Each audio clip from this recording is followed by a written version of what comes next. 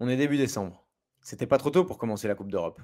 D'ailleurs, on dit Champions Cup maintenant, parce qu'il y a aussi des clubs sud-africains. Gabin Villiers, il en a profité pour aller faire du tourisme là-bas et désosser Manili Bock dans le choc Stormers Toulon. Louis Bielbiarré est en train de clore le débat de l'île le plus rapide de la planète. Entre ça et le festival toulousain, je peux vous dire que ce week-end à l'aile, la vie était belle. On s'en parle tout de suite dans le nouvel épisode de Rugby Show. Rugby Show, ça va te donner très chaud. Rugby Show, ça s'écoute entre poteaux. Rugby Show, en métro ou au boulot. Rugby Show, des débats et des pronos. Rugby Show, bienvenue au Rugby Show. Ouh, qu'est-ce qu'on est content de vous retrouver pour ce 69e épisode du Rugby Show. Et comme vous vous en doutez les gars, ce week-end ça va parler de Coupe d'Europe, de branlée à tout va. On a fait un 6 sur 8 les équipes françaises ce week-end. J'ai hâte d'en parler avec vous. Je suis accompagné de Victor et de Thomas car Clément nous a fait faux bon au dernier moment et du coup je peux prendre son rôle d'introducteur. Comment ça va Victor ? Ça va très bien, moi je suis fier de la France là. On l'avait annoncé et donc on est tout fiers, on va en débattre là, j'ai hâte. Comment tu vas toi Thomas ? T'as l'air souriant, t'as l'air d'avoir passé un bon week-end rugby. Ouais, j'ai passé un bon week-end rugby, j'ai passé un meilleur week-end que Momo Awas qui l'a fini lui en garde à vue, en état d'ébriété. Donc on l'a peut-être on l'a peut-être tous fini dans le même état mais pas au même endroit. C'est sûr. Bon les gars, petit résumé du programme du jour. On va commencer par parler des favoris, des gros mastodontes français qui se sont imposés contre les étrangers anglais et sud-africains. Ensuite, on va parler brièvement des outsiders, du Racing, de la SM pour Victor. Et ensuite, on parlera des autres équipes, des Sud-Africains, des Écossais, des autres prétendants au titre. Et finalement, on va s'envoler du côté de l'Afrique du Sud. Et on reparlera un petit peu du Rugby Sevens qu'on avait abandonné depuis les JO. On vous parlera des Bleus à Cape Town. En attendant, je vous embête pas plus. On va commencer. Thomas, s'il te plaît, trompette.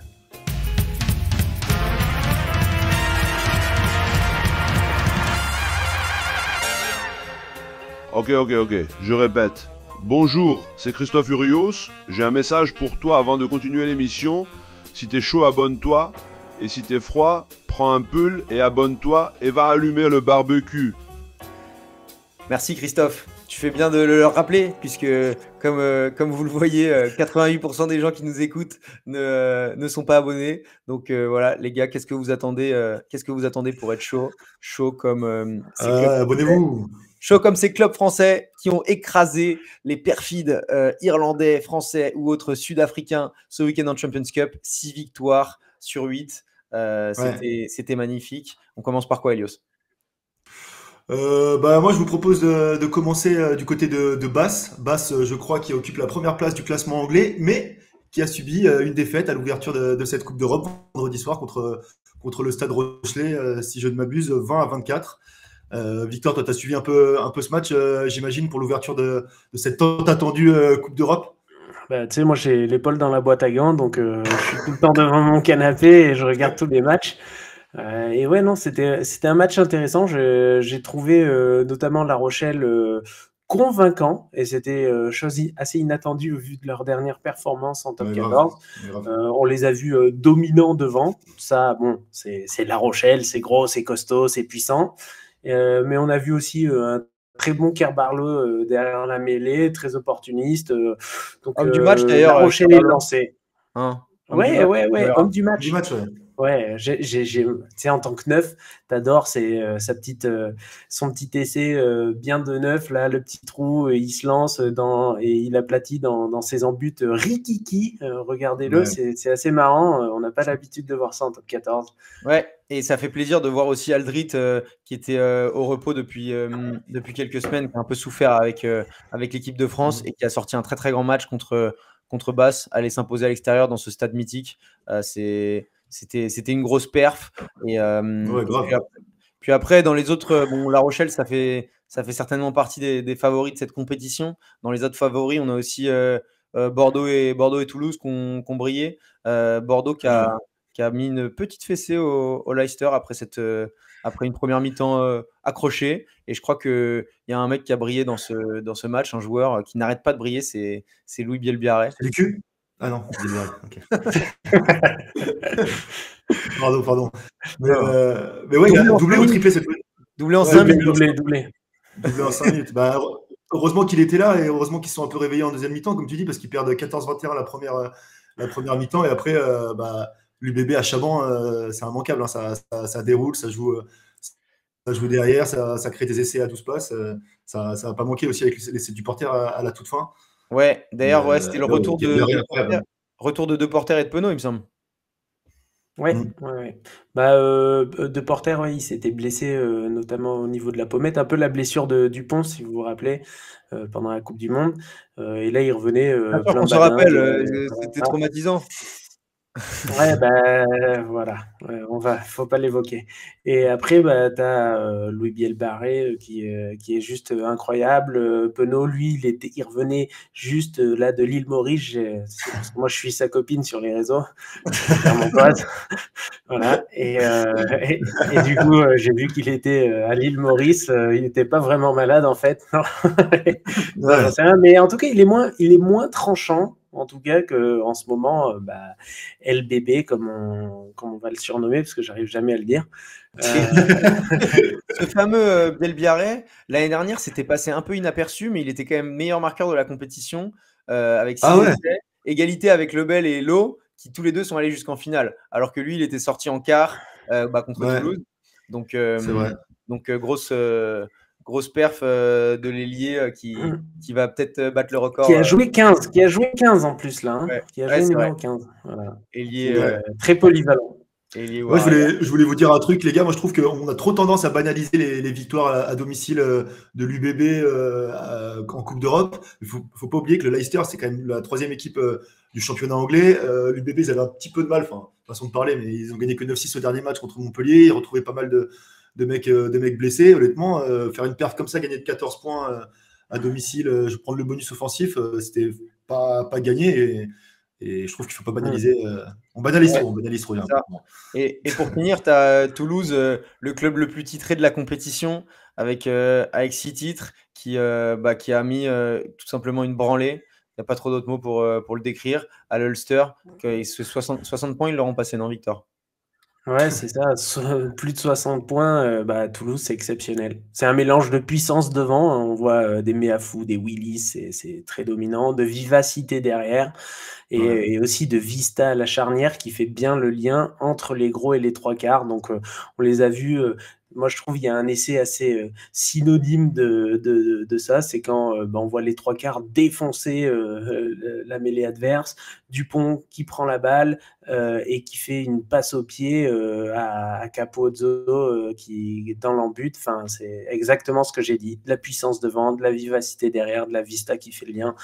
C'était juste exceptionnel. Je vois pas vraiment qui peut aller les embêter. Peut-être le Leinster qui a fait un match solide à l'extérieur, mais attention Victor, ça c'est le sujet de notre notre troisième partie dans l'épisode. Arrête de spoiler tout le monde.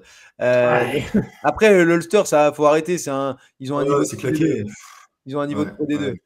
C'est le CAB, l'Ulster. On rappelle, l'Ulster, c'est 10e du RC. L'URC, c'est le championnat des Écossais, des Gallois et de l'Afrique du Sud. Et bon, c'est pas le championnat le plus dangereux de l'hémisphère nord, loin de là. Toulouse, ils ont quand même l'habitude de leur mettre des tôles. Mais bon, 40 points à la mi-temps. Moi, j'ai pas pu voir le match en direct parce que je jouais aussi sur d'autres terrains. Mais quand j'ai vu le score à la mi-temps sur mon téléphone, j'étais halluciné, quoi. Putain, 40 points, c'est pas loin d'être un record, je pense. 40 points en une mi-temps. Ouais, moi je suis pas d'accord que c'est une équipe moyenne. L'Ulster, ça reste une équipe qui joue quasiment tous les ans la Champions Cup. C'est une équipe qui a. Ouais, mais le SM aussi, c'est pas pour autant qu'ils font des bons résultats. Non, mais quand même, ils ont quand même des bons joueurs que vous prenez. Il y a des internationaux dans toutes les lignes à l'Ulster. Bon, c'est surtout que Toulouse a été énorme. Moi, je les ai trouvés incroyablement complets, d'un niveau international. Et peut-être que, tu vois, l'Ulster, c'est un niveau simplement de Champions Club, un moyen de Champions Cup. Et Toulouse, il est à son prime là. Enfin, à Ouais. tous les postes, tu as des joueurs qui sont les meilleurs du monde. Enfin, pour moi, c'est un peu un all-star du rugby en ce moment, Toulouse. Hein. Ouais, Ouais, c'est tu cool, hein, m'étonnes. honnêtement, d'être t'es supporter du Stade Toulousain, t'as pas beaucoup de malheur hein, dans ta vie. Hein, putain, Mm. première journée, t'es largement premier de Champions Cup. La semaine dernière, t'étais largement premier de Top 14. Tu gères les doublons, tu sais tout gérer maintenant. Tu te reposes sur une équipe assez stable d'une année à l'autre. T'as l'impression qu'ils progressent chaque année. Alors que chaque année, t'as l'impression qu'ils peuvent plus progresser, mais pourtant l'année d'après, ils sont encore meilleurs. Quoi. Donc c'est assez hallucinant, honnêtement. Ouais. Médaille d'or Mais de la t'avais quand même ces ogres, La Rochelle, Toulouse, Bordeaux, qu'on s'attendait à avoir gagné. Bon, peut-être pas La Rochelle à l'extérieur, mais t'en as eu d'autres quand même Ouais. qui nous ont un peu surpris. Donc on va voir ça tout de suite, juste après les trompettes.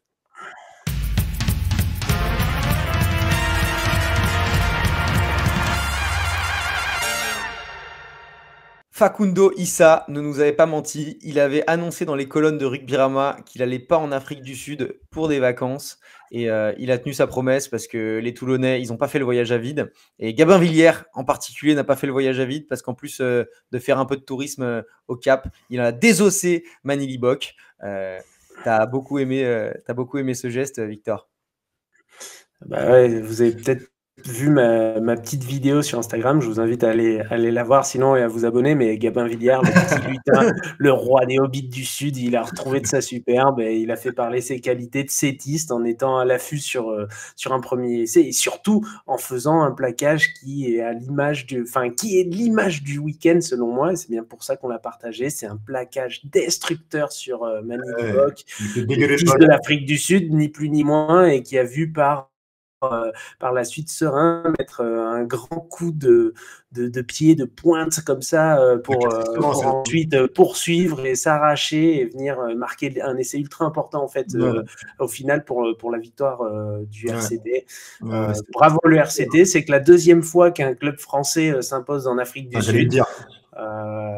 Voilà. Bon bah je te laisse continuer alors Elias. Là, j'ai plus rien à dire du coup, non, mais j'allais le dire, ouais, c'est assez fort, surtout que les Stormers, ils ont quand même pratiquement la moitié de l'équipe d'Afrique du Sud. Par contre, ce match-là, je l'ai vu, et pour employer des expressions un peu particulières, c'était quand même la foire à la saucisse, parce que bon, t'avais des plaquages hauts, c'était du jeu à une passe, le mec qui tourne la tête, paf, il prend un tube, s'envoyer des passes derrière le cou, derrière les épaules, enfin, c'était quand même pas la même qualité de rugby que Toulouse et Bordeaux. Mais bon, après, c'est aussi ça le jeu sud-africain, le jeu des Stormers et le jeu de Toulon. Mais c'était un match agréable à regarder, mais quand même vachement bon. C'était quand même le beau bordel, j'ai trouvé. Ouais, Elios, tu me parles de pas beau rugby. Ça me fait tout de suite penser au Racing.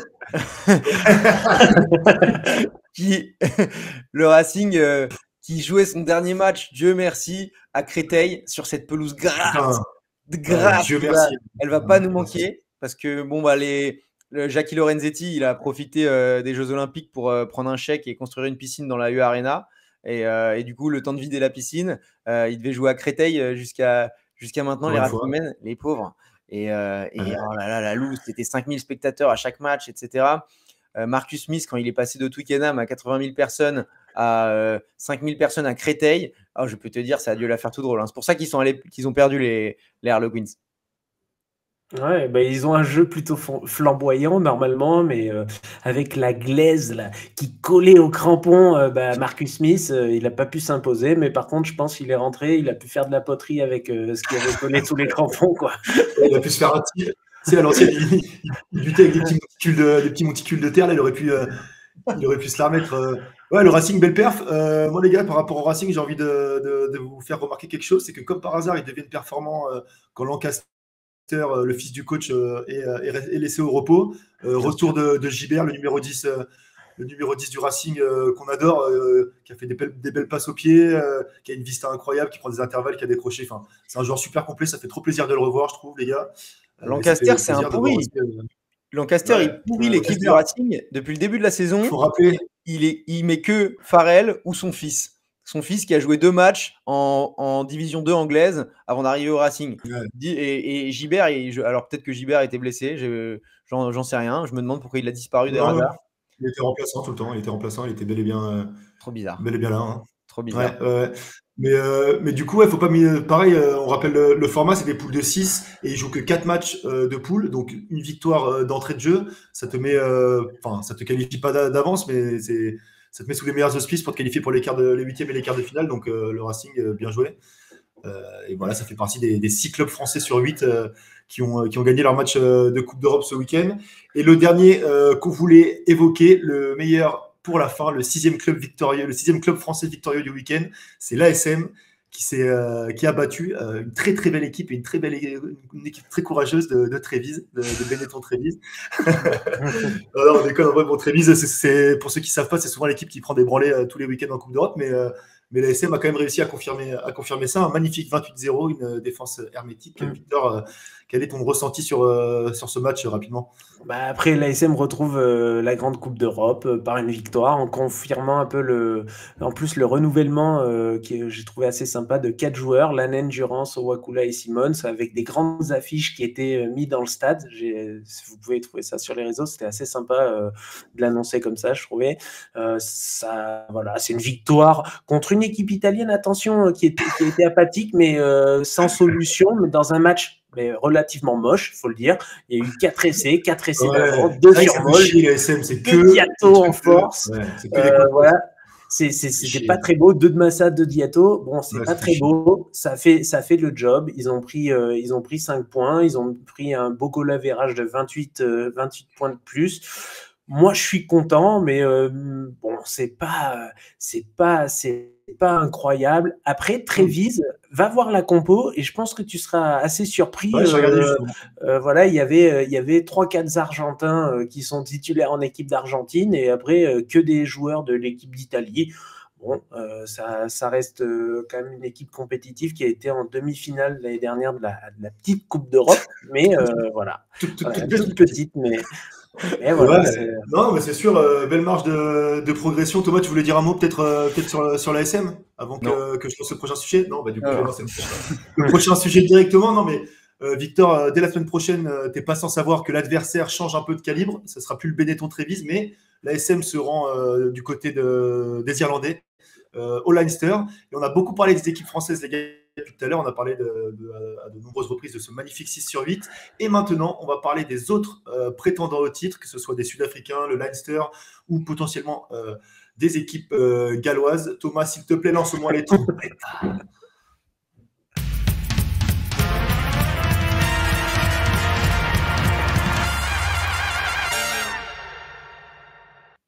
Quel club peut venir inquiéter nos chers clubs français dans la conquête de ce fabuleux titre qui est la Coupe d'Europe? Enfin, c'est plus vraiment la Coupe d'Europe parce que depuis qu'il y a les Sud-Africains, on l'appelle la Champions Cup.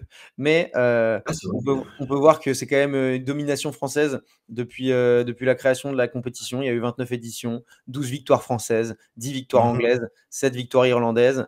Bon, vous vous en doutez, parmi les 12 victoires françaises, il y en a beaucoup qui viennent de Toulouse, la moitié. Et puis, tu as les 2 Rochelaises dans les dernières années, les 3 Toulonnaises d'affilée. Et les Brivistes. Et oui. Et puis les Brivistes. Donc voilà, ça c'est les pays titrés en Champions Cup. Je pense que parmi les favoris français qu'on a évoqués au début, ils ont tous potentiellement leur chance, surtout Toulouse.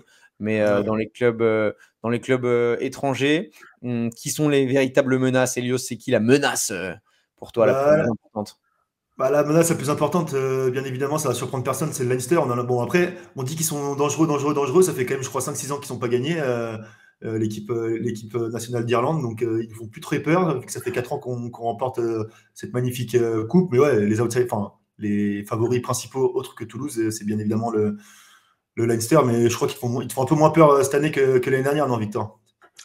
Oui et non, c'est peut-être que Toulouse est tellement dominant, mais après Leinster, ils sont quand même renforcés avec Jordi Barrett, qui a marqué dès son premier match en Champions Cup, avec un grand deuxième ligne aussi Sudaf, et aussi par la tornade du Leinster, Rabah Slimani.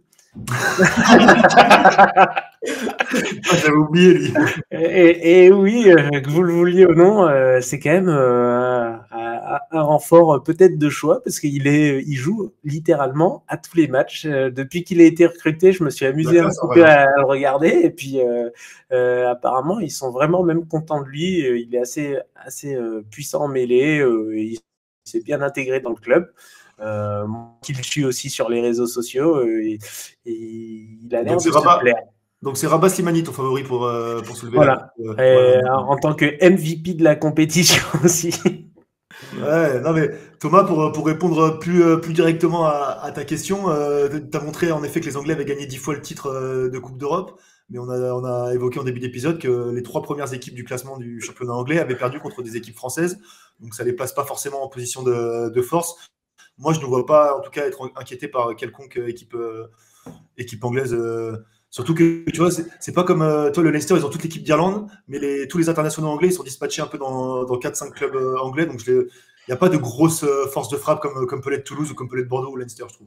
Pour moi, il n'y a aucun club anglais qui peut gagner cette compétition. Ceux qui peuvent être dangereux, c'est le Leinster, comme ils sont tous les ans, mais c'est en train de devenir Clermont parce que 3 finales perdues d'affilée, ça commence à peser dans la tête.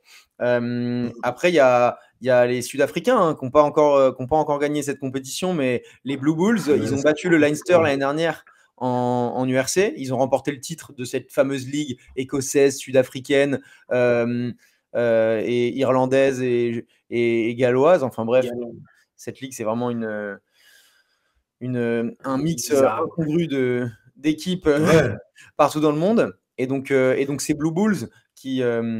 à ne pas confondre avec les Blue Balls, peuvent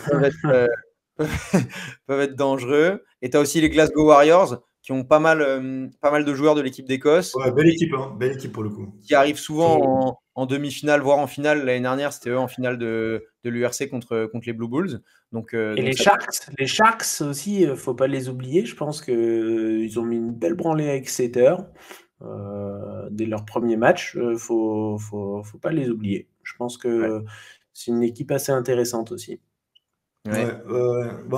Après, les Sud-Africains, ils sont désavantagés par le fait qu'ils reçoivent des équipes en Afrique du Sud qui ont fait le voyage et qui sont fatigués. À l'inverse, ils doivent se déplacer. Donc, je ne trouve pas forcément qu'ils aient un avantage ou pas par rapport à ça. Mais bon, pareil, ils ont rarement été. Tu disais qu'ils avaient été jusqu'en demi, non? C'est ça l'année dernière? Ou en quart? Ouais, c'est ça. Ils se sont fait éliminer, je crois, notamment par Toulouse, quoi. Non, c'est ça? Pareil, les Sudaf, ils ont, les internationaux sud-africains, ils jouent un petit peu au Japon, un petit peu à droite à gauche, un petit peu en France, un petit peu en Angleterre, un petit peu dans différents clubs sud-africains. Donc pareil, il n'y a pas de gros mastodontes sud-africains, je trouve. Et je trouve que leur jeu est quand même relativement différent du nôtre et ça nous met plutôt dans une position d'avantage. On l'a vu avec Toulon qui est parti battre les Stormers. Je pense qu'on peut tirer profit de leur jeu un peu particulier. Donc, pour Thomas, c'est bien d'avoir élargi le champ des possibles. On essaie de pas trop montrer la domination française, mais force est de constater qu'on n'a pas beaucoup de concurrents. Domination française, surtout domination toulousaine, hein, parce qu'au final, pour venir les titiller, c'est peut-être les clubs français finalement, Bordeaux, La Rochelle, mais encore. Mais après, le format, à la fin, tout peut se jouer sur un match et t'en sais rien. Ça se trouve, le Munster peut aussi venir être un outsider important. Des fois, il se qualifie pour l'écart et tu sais pas, une petite déconvenue, autre chose. Ça peut arriver, c'est du rugby. Hein, Et à rappeler que la finale, ça se jouera à Cardiff. Donc les Ulstermen, peut-être qu'ils peuvent avoir un petit sursaut d'orgueil en se disant qu'ils vont accueillir la finale et peut-être que les mecs vont. Non, il y a peu de chance. Mais ouais, en tout cas, cette Coupe d'Europe qui va nous réserver un beau lot de surprises. On espère voir la France l'emporter encore une année de plus, hein, les gars. Ouais, et on parlait de Toulon qui allait gagner en Afrique du Sud. Il y a eu un autre duel en finale, l'Afrique du Sud contre la France, en finale du tournoi de Cape Town de rugby à 7. On s'en parle tout de suite, juste après les trompettes.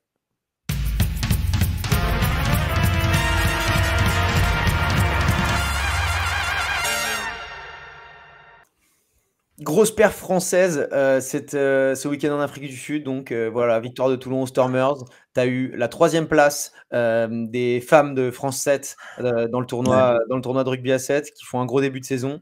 Et tu as aussi la magnifique 2e place des Français qui se sont inclinés contre les locaux, les Sud-Africains, en finale malheureusement. On avait battu les Fidji en demi qui nous avaient battu la semaine d'avant.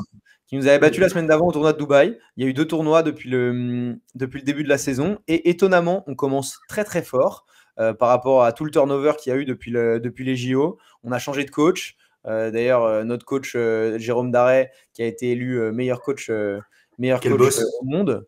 Et c'est, je pense, la première fois que ça arrive à un coach de rugby à 7, en tout cas à ma connaissance. Et donc, gros début de saison des Français qui se classent 3e. On a vu pas mal de nouvelles têtes émerger. C'est cool parce qu'après les JO et tous les joueurs qui sont retournés jouer en top 14, Antoine Dupont, Aaron Grandidier et consorts, on s'est dit que peut-être qu'on allait avoir du mal. On est d'ailleurs l'équipe qui a connu le plus de turnover depuis les Jeux Olympiques. Évidemment, ça n'arrive pas qu'à nous, les joueurs qui retournent faire autre chose après les JO. Mais on a un gros programme quand même, Objectif 2028, qui est focalisé sur les prochains Jeux Olympiques et plein de contrats entre la FFR et les clubs de rugby pour libérer des joueurs de rugby à 7. Donc, il y a une vraie consolidation du rugby à 7 en France. Et c'est prouvé par les perfs. On a quand même quelques tauliers qui sont encore là, mais ça fait plaisir de les voir nous faire vibrer. Ouais. Comme tu le disais, c'est vrai que c'est assez cyclique. Il y a beaucoup de joueurs qui arrivent beaucoup de très bons joueurs qui viennent du 15, qui viennent pour les JO, parce qu'il faut savoir que les mecs sont moins bien payés à 7, donc c'est parfois compliqué d'attirer les grosses stars du 15 au rugby à 7. On avait un peu des doutes sur ce qu'ils allaient pouvoir faire avec une équipe. Je crois qu'il n'y a que 6 ou 7 mecs qui ont gagné les JO en juillet, qui sont encore dans l'équipe actuellement. Donc très belle perf, honnêtement. Mettre une grosse branlée aux Néo-Zélandais et battre les Fidji, c'est pas rien. Donc plutôt surpris des perfs de cette équipe. Ouais, c'est énorme. Moi, je trouve que la France à 7, ça commence à être vraiment quelque chose. C'était pas forcément une grande nation habituellement à 7, faut dire ce qui est. Et nous, au rugby chaud, je pense qu'on s'attendait pas du tout à les voir aussi forts post-Coupe du Monde avec autant de changements. Mais on voit des joueurs comme Ali Dabo ou Sefo, ce sont des cadres qui, pour les Jeux Olympiques, qui sont affirmés, qui n'étaient pas forcément des cadres aux Jeux Olympiques, mais qui sont affirmés maintenant comme des cadres. Et ça, c'est cool. Et ils ont tenu la baraque et ils ont amené des jeunes joueurs qui sont d'ailleurs transcendés. Je ne sais pas si vous avez vu le drop de Arto pour gagner contre les Fidji en demi-finale. C'était juste énorme l'image. Et c'est un joueur de 20 ans qui fait ça. Et moi, je trouve que c'est un peu l'image du week-end et qui montre bien la philosophie de France 7. C'est faire émerger aussi des jeunes joueurs pour les lancer vers 2028.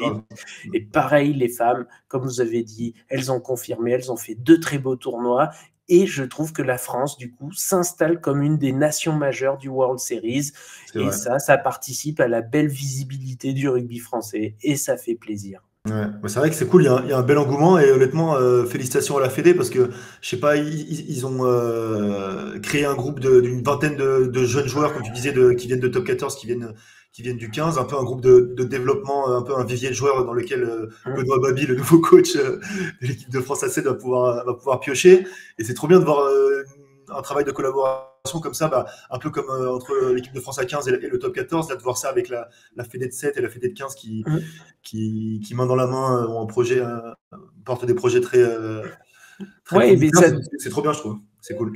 Le 7, en plus, je trouve, ça devient de plus en plus compétitif et on voit notamment des nations, des fois peut-être un petit peu inhabituelles, émerger. On voit l'Espagne, notamment, qui vient de faire 2e au dernier tournoi, qui était de nouveau en demi-finale à Cape Town. Et on voit des équipes comme le Kenya, par exemple, en Afrique, qui ont même dominé pour la première fois la Nouvelle-Zélande. Enfin, bon, c'est cool, tu vois, je trouve ça hyper sympa et le rugby à 7, le rugby à 7 surfe un peu sur toute cette visibilité qu'ils ont eue aux Jeux Olympiques et c'est un sport sympa et je pense que ça va mettre des gamins dans nos clubs de rugby.